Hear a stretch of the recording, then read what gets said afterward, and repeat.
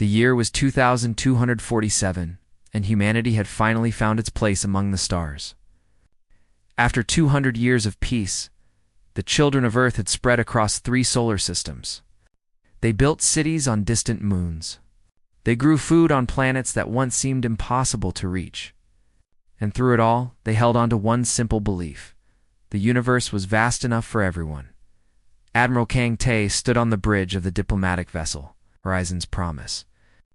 Watching the stars through the wide observation window, he was an old man now, with gray hair and tired eyes. But his back was still straight, and his voice still carried the weight of command. He had spent 40 years serving humanity, and in all that time, he had never fired a weapon in anger. That was his greatest pride.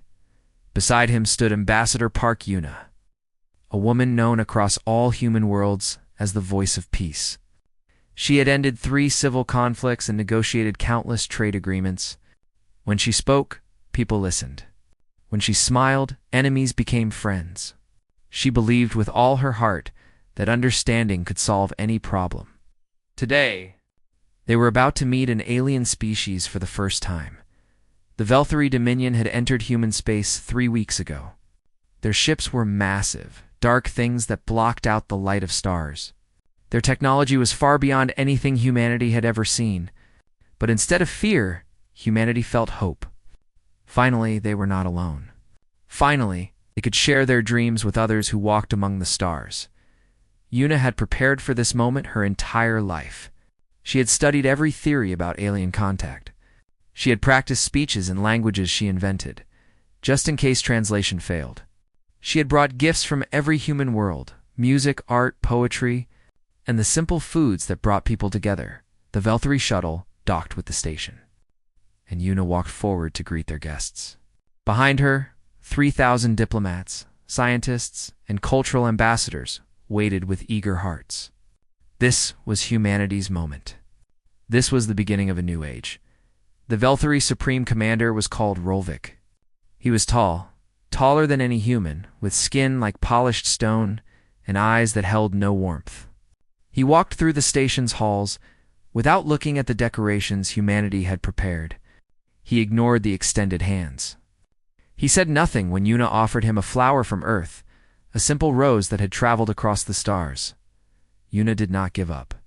She spoke of trade and friendship. She spoke of sharing knowledge and building a future together. She showed him images of human children playing in parks, of families gathering for meals, of artists creating beauty from nothing. She showed him everything that made humanity proud of itself. Rolvik watched in silence.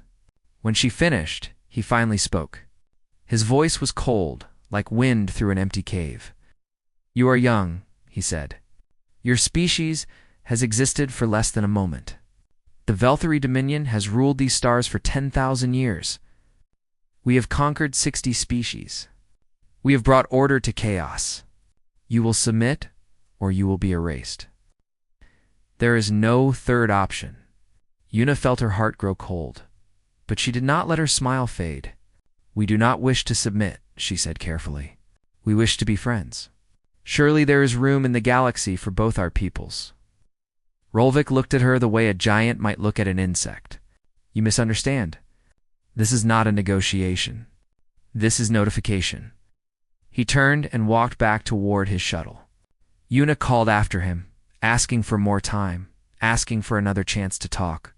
Admiral Tae stepped forward, his old soldier's instincts screaming warnings his peaceful heart did not want to hear.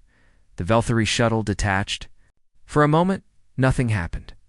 Then the Velthari fleet, which had been waiting in the darkness, opened fire. Captain Lee Juno was in the lower decks when the first explosions hit. He was a young officer, only 28 years old, the face that still held the softness of someone who had never seen war. He had joined the diplomatic corps because he believed in Yuna's vision. He believed that words were stronger than weapons. The station shook around him. Walls cracked. Air rushed out into the void. People screamed and ran and died in the darkness. Juno fought his way through the chaos, searching for survivors, pulling wounded colleagues through collapsing corridors. He found Ambassador Yuna near the observation deck. Trapped beneath fallen debris, Her leg was broken and blood ran down her face, but her eyes were still alive with something fierce and unbroken. Juno lifted her onto his shoulders and carried her toward the escape pods. Behind them, the Horizon's promise came apart. 3,000 people died in less than 10 minutes. Diplomats who had come with open hands. Scientists who had dreamed of learning. Artists who had wanted to share beauty. All of them gone. Juno made it to an escape pod with Una and 7 others. As the pod launched into space, he looked back through the small window and watched the station burn. The Valkyrie ships circled like predators, destroying every escape pod they could find. Juno's pod survived only because a piece of debris hid them from enemy sensors. Hours later, a human rescue ship found them drifting in the darkness. Juno carried Una to the medical bay himself, refusing to let anyone else touch her. She was unconscious, but alive. When she woke, he would have to tell her that everyone else was dead on Earth. President Shinhana received the Valkyrie's only message. It arrived on every screen, in every home, in every language humanity spoke. The words were simple and terrible: submission or extinction. Anna was a kind woman who had won her position by promising peace and prosperity. She had never imagined she would face a choice like this. She looked at the message for a long time, her hands shaking. Then she called an emergency meeting of the Coalition Council. Humanity had to decide what kind of species it wanted to be. And somewhere in the back of her mind, buried beneath years of peaceful thinking, an ancient voice whispered words her ancestors had known well. Some enemies cannot be reasoned with, the stars, which had seemed so full of promise, now felt very dark and very cold. President Shinhana stood before the Coalition Council with tears in her eyes but steel in her voice. The attack on Horizon's promise had killed 3,000 people, but she refused to believe that war was the only answer. Surely, she thought, the attack had been a mistake. Surely there were Valkyrie who wanted peace, just as there were humans who wanted peace. General Chodei sat in the corner of the room, his arms crossed and his face hard as stone. He was an old soldier who had studied every war humanity had ever fought. He had read about the cruelty humans had shown each other before they learned to live together. He knew what kind of violence waited inside every thinking creature, and he did not trust the Valtharius' silence. "Send another envoy," President Hanna said. "Let them know we still want peace. Let them know we forgive the attack and wish only to understand each other." General Cho stood up. "Madame President, with respect, you did not see the attack. They did not make a mistake. They made a statement. Cannot answer violence with violence." Hannah replied. "If we do, we are no better than they are." Ambassador Bei Minho volunteered to lead the second mission. He was a young man with bright eyes and a voice that could calm storms. He believed, as Yuna had believed, that every conflict could be solved with enough patience and understanding. He gathered 46 other brave souls who shared his faith, and they set out aboard the diplomatic ship Morning Star. Captain Lee Juno, still recovering from the Horizon's promised disaster, begged them not to go. He had seen what the Valkyrie were capable of. He had carried the wounded through burning hallways. He had watched good people die for no reason. But Minho only smiled and put a hand on his shoulder. "Someone has to try," Minho said. "If we stop trying, we lose who we are." The Morning Star entered Valkyrie space 3 weeks later. They broadcast messages of peace on every channel. They showed images of human families and children. They played music and recited poetry. They did everything right. The Valkyrie captured them without a word. The broadcast came 1 week later. Every screen on every human world showed the same terrible image: Ambassador Minho and his 46 companions, lined up in a gray room. Valkyrie soldiers stood behind them with weapons raised. Supreme Commander Rolvik appeared on the screen. "You were warned," he said. "Submission or extinction. You chose neither. Now you will learn what happens to species that do not obey." One by one, the Valkyrie executed the diplomats. They did it slowly, making sure every human watched. Minho was last. Before he died, he looked directly at the camera and spoke his final words. "Do not hate them. Remember who we are." Then he was gone. President Hannah collapsed in her chair. Across human space, people screamed and cried and held each other. But the Velthari were not finished. 3 days later, their fleet appeared above the colony world of Elysium. 8 million people lived there, in beautiful cities built beside silver oceans. The Velthari did not send soldiers. They did not demand surrender. They simply opened fire from orbit and burned the entire planet to ash. Then they went to New Busan, where 6 million people grew food that fed a dozen worlds. They burned that too. Then Starfall, a world of artists and musicians, where 4 million souls had built a society dedicated to beauty. The Velthari left nothing but fire and silence. 18 million people died in 3 days. The Velthari broadcast another message. This is a lesson in hierarchy. You exist because we allow it. You will submit, or we will continue until nothing remains. Captain Juno stood in a hospital room on Earth. Watching the broadcast with Ambassador Yuna, she had recovered from her injuries, though she would walk with a limp for the rest of her life. But the wound in her heart was deeper than any physical damage. She had dedicated her life to peace, and peace had failed. I was wrong, she whispered. I believed that all thinking creatures wanted the same things. I believed that kindness could reach anyone. She looked at Juno with eyes that had seen too much death. I was a fool. Juno took her hand. You were not a fool. You were hopeful. That is not the same thing. Hope killed 18 million people. No, Juno said firmly. The Velthari killed 18 million people. You tried to save them? Never forget the difference. Together, they went to the Coalition Council. President Hannah sat at the head of the table, looking older than she had a month ago. General Chode sat beside her, silent and waiting. The other council members looked lost, confused, afraid. They had built a civilization on peace, and now that peace was burning. Ambassador Yuna spoke first. We offered them our hand, she said. They took our blood. There is no peace to be found with the Velthari. We tried twice, and twice they answered with death. If we try again, more innocents will die. President Hannah closed her eyes. What do you suggest? General Chode stood up slowly. There is a protocol, he said. Something we created long ago, after the Third World War, when we nearly destroyed ourselves. We called it Protocol Omega. It contains every weapon, every strategy, every dark piece of knowledge that made humanity the most dangerous species on Earth. We swore we would never use it. We sealed it away and tried to forget. The room went silent. Everyone knew about Protocol Omega, though no one spoke of it. It was humanity's darkest secret. The proof that beneath their peaceful smiles lay something ancient and terrible. President.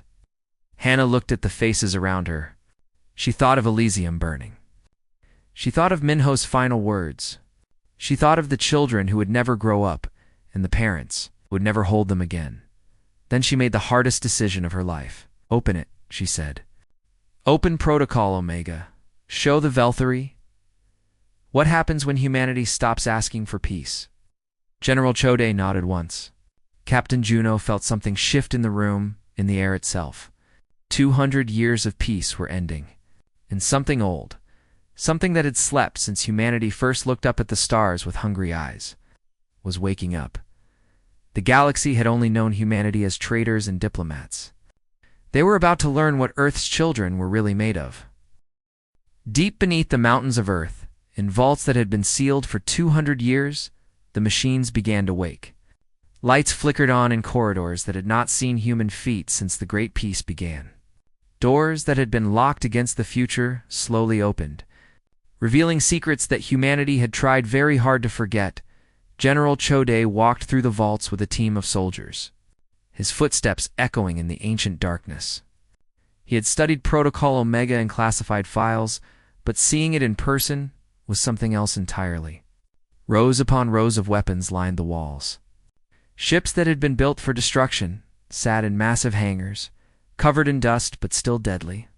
And deeper still, in chambers protected by walls of steel and stone, lay the things that humanity had feared most about itself. Dr. Kim Yoonji had been retired for 15 years when the call came. She had been one of the scientists who created Project Prometheus before the Great Peace. back when humanity still pointed weapons at itself. She had built things that could crack planets open like eggs and send stars screaming into darkness. When peace came, she had buried her work and tried to forget. She had become a teacher, showing young people how to build instead of destroy. Now she stood in her old laboratory, surrounded by ghosts of her past work. Her hands shook as she touched the control panels. Everything still worked. The weapons she had created, the ones she had prayed would never be used, were ready to wake up. "I never wanted to see this place again," she said quietly. General Cho stood beside her. "None of us wanted this. But 18 million people are dead, and more will follow if we do not act." Yonji nodded slowly. "I know. That is why I came." Across human space, the transformation began. Factories that had built peaceful goods for generations switched to war production. Shipyards that had created trading vessels began building warships. Young people who had never known conflict lined up to join the newly formed Retribution fleet. They were afraid, but they were also angry. The images of Elysium burning had been seen by everyone. The faces of the executed diplomats haunted their dreams. Captain Lee Juno was promoted to commander and given control of the strike carrier Reckoning. It was a massive ship, bristling with weapons that had not been fired in 2 centuries. As Juno walked its corridors for the first time, he felt the weight of responsibility pressing down on him. He was not a warrior. He had joined the diplomatic corps because he believed in peace. Now he would lead thousands of soldiers into battle. Ambassador Yuna found him on the observation deck, staring at the stars. "You look troubled," she said. "I am afraid," Juno admitted. "Not of dying. I am afraid of what we are becoming. I watched Minho die, believing in peace. I do not want his sacrifice to mean nothing." Yuna stood beside him. "It will not mean nothing. We are not doing this because we love war. We are doing this because some enemies leave no other choice. The Velthari will not stop killing until someone stops them. And after we stop them, what then? Then we return to who we were before. But first, we must survive." The Retribution fleet assembled at the edge of human space. 500 warships, each one carrying weapons that humanity had sworn never to use.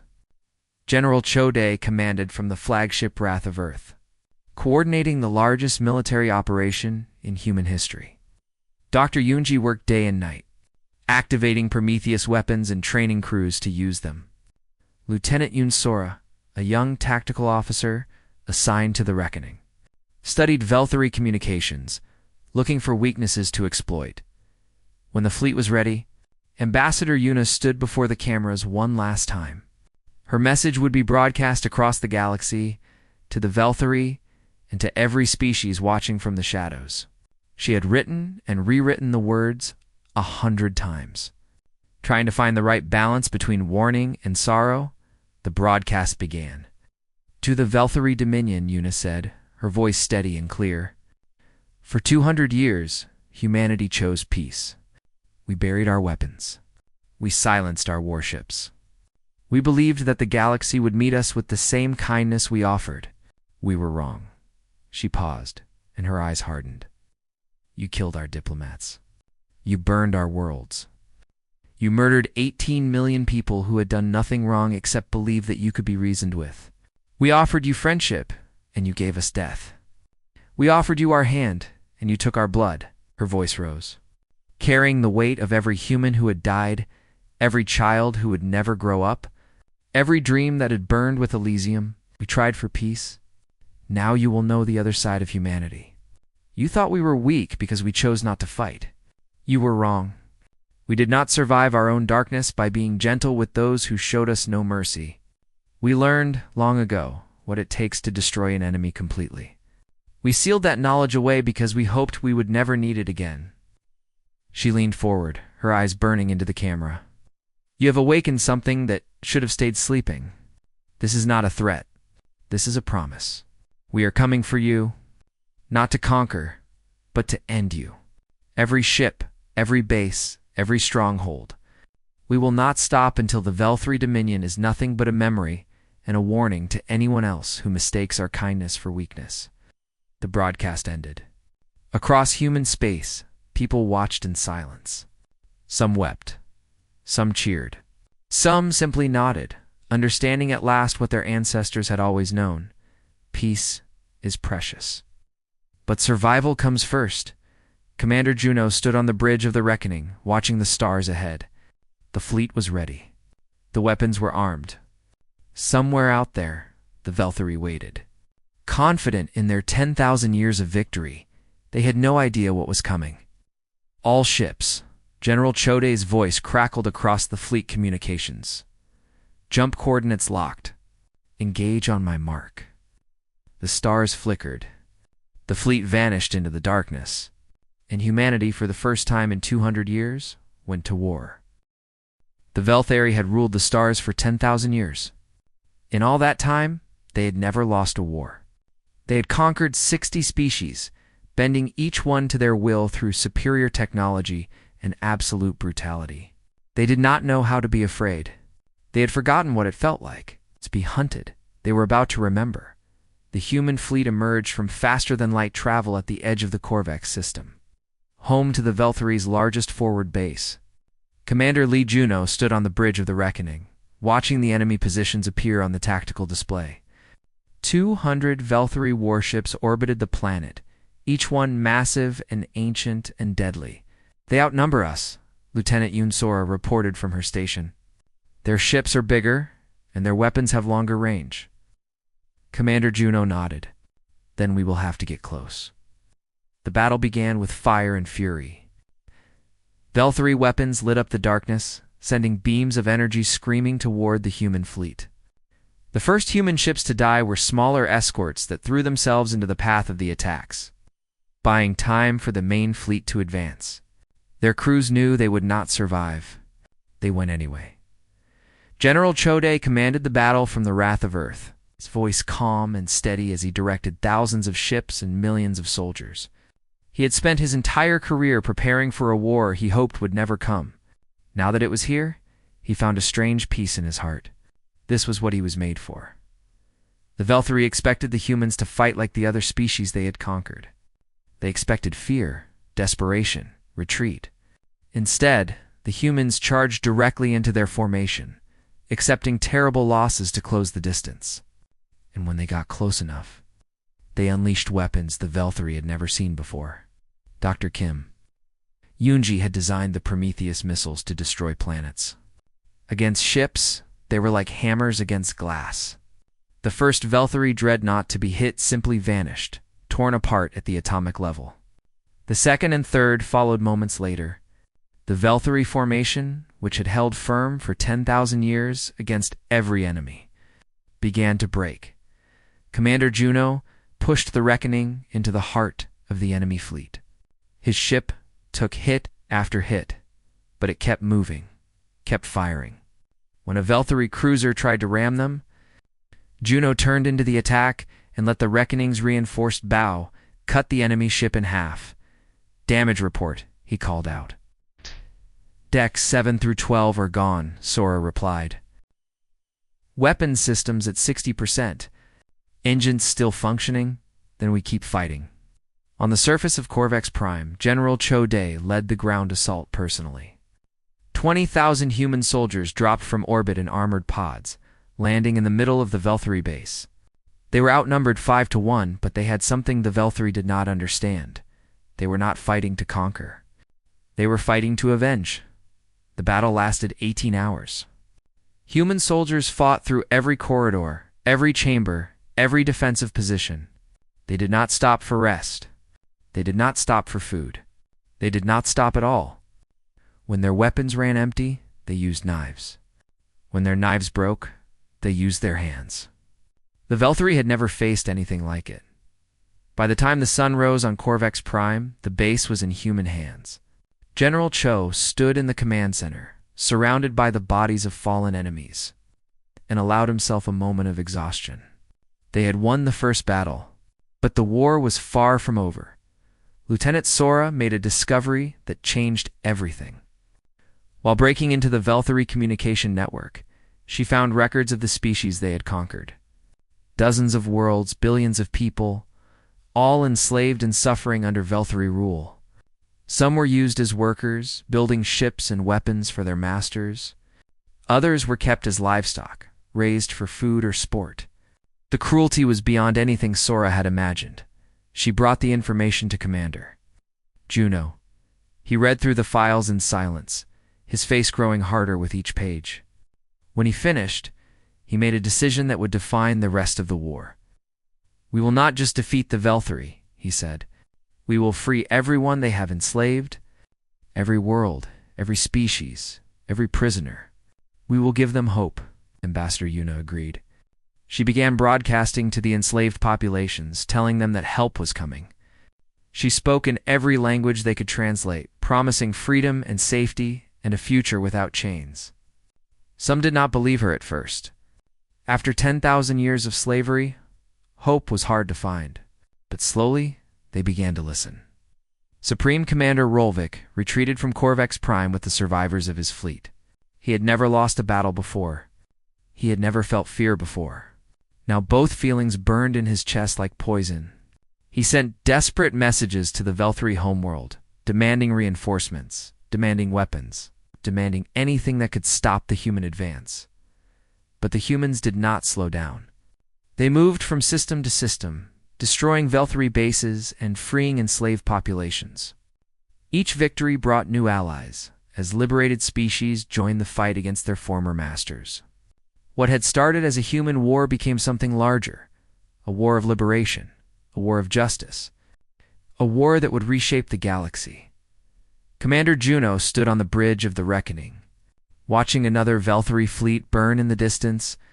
His ship was scarred and damaged, held together by desperate repairs and the will of its crew, but it was still fighting. He was still fighting. Lieutenant Sora appeared beside him. "Sir, we have intercepted a Velthari transmission. Rolvik is calling all forces back to defend the homeworld. They are preparing for a final stand." Juno nodded slowly. "Then we give them one. Signal the fleet. We end this at Velthara." The human fleet gathered its strength for the final battle. Behind them, 100 worlds celebrated their freedom. Ahead of them, the heart of the Velthari Dominion waited in fear. For 10,000 years, the Velthari had ruled through terror. Now terror was coming for them. Velthara was a world of dark stone and ancient cities, where the Velthari had ruled for longer than humanity had existed.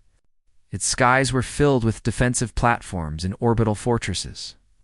Its surface bristled with weapons that could destroy entire fleets.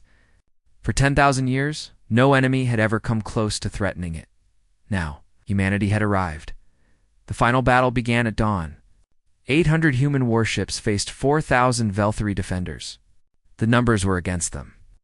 But the humans had something the Velthari did not.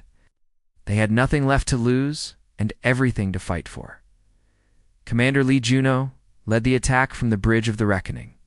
His ship had been repaired as best as it could be, its hull covered in scars from a dozen battles.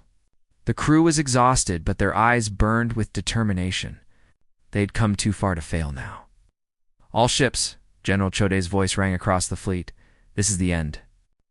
Whatever happens today, know that you have made humanity proud. For Elysium, for New Busan, for Starfall, for everyone we have lost." "For everyone we have lost," the fleet replied as one. The Velthari fired first, filling the space around their homeworld with death. Human ships died in the opening seconds, their crews sacrificing themselves to create openings for others. But the fleet kept coming, pushing through the fire with a stubbornness that the Velthari could not understand. Dr. Kim Yoonji prepared something special for this moment. Deep in the cargo holds of 10 volunteer ships, modified Prometheus weapons waited. These were not meant to destroy planets.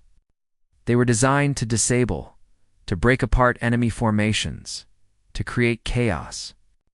The volunteers knew they would not survive the attack. They went anyway. The 10 ships charged into the heart of the Velthari formation and detonated their weapons. The explosion was not physical, but electromagnetic, a wave of energy that shut down every system it touched. 2,000 Velthari ships went dark in an instant, drifting helplessly in the void. Commander Juno saw the opening and took it. The Reckoning led the charge through the gap, followed by every ship that could still move. They broke through the defensive line and headed straight for the orbital platforms. Destroying them one by one, Lieutenant Yoon Sora worked frantically at her station. Broadcasting a message to the enslaved workers on the Velthary surface, "The battle is turning," she told them. "Help is coming. Be ready." On the ground, millions of enslaved beings watched the sky and prayed. Supreme Commander Rolvik stood in his command center, watching his empire crumble. He had fought 100 wars and won them all. He had crushed civilizations and erased species.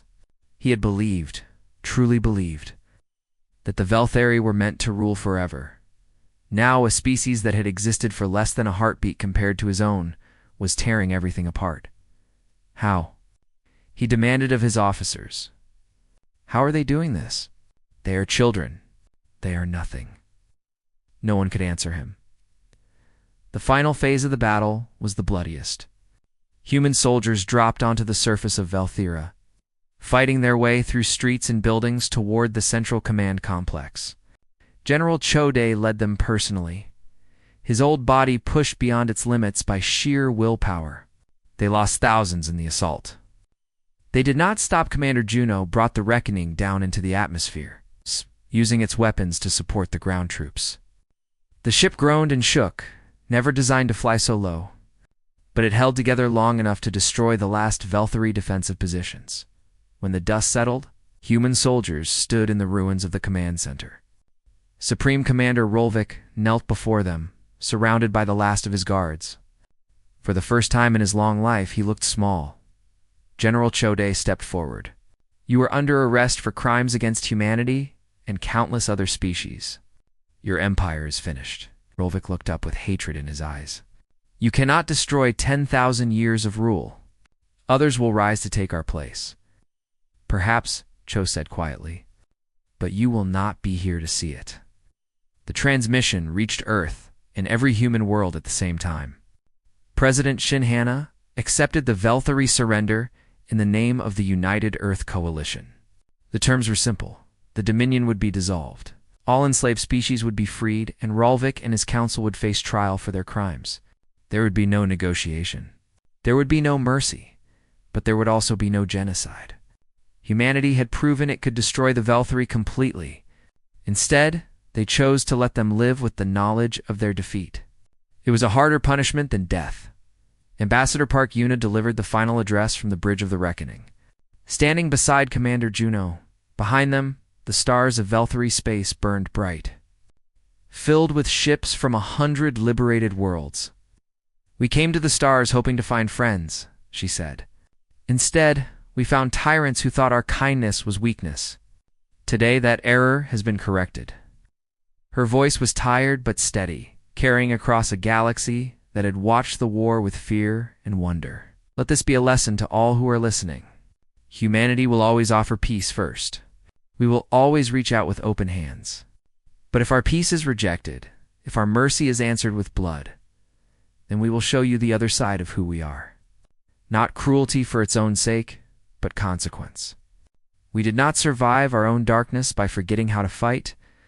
We survived by learning when to stop. She paused, looking at the stars. The Velthary ruled through fear. We will not. The species we have freed today are not subjects of a new empire.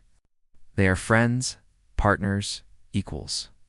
Together, we will build something better than what came before. Together, we will prove that the galaxy can be more than an endless cycle of conquest and submission. Commander Juno stood beside her, looking out at the stars he had fought so hard to reach. Behind them, 100 species looked to humanity not as conquerors but as liberators. The war was over. The future was beginning. 6 months. That was how long it took humanity to destroy a 10,000-year empire. Not because they were stronger, not because they were smarter, but because they were willing to sacrifice everything for what they believed was right. The stars would remember, and so would everyone who lived beneath them.